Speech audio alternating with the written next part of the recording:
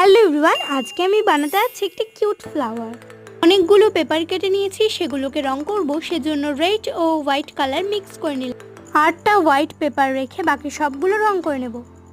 Finally রং complete. Pink পেপারগুলো শুকোতে দেব। আমি যেভাবে একটা পেপার ফোল্ড করছি সেভাবেই সমস্ত পেপারগুলোকে ফোল্ড করে নেব। পেপার রং করার পর ফ্লোরের অবস্থা দেখো কেমন হয়েছে। সব পেপারগুলো ফোল্ড করে নিয়েছি। এবার একটি হোয়াইট, পিঙ্ক ও রেড কালার পেপার ফ্লাওয়ারের শেপ দিয়ে দেব। দড়ি দিয়ে সবগুলোকে আটকে নিলাম।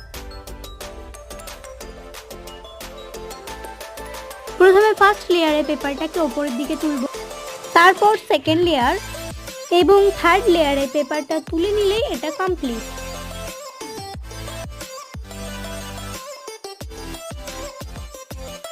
ফাইনালি আমার কিউট ফ্লাওয়ার রেডি।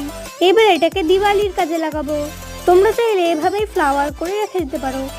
এবার একটু রঙের পট নিয়ে এটাতে জল, তেল ও সুতো আগুন জ্বালিয়ে দিলে এটা রেডি।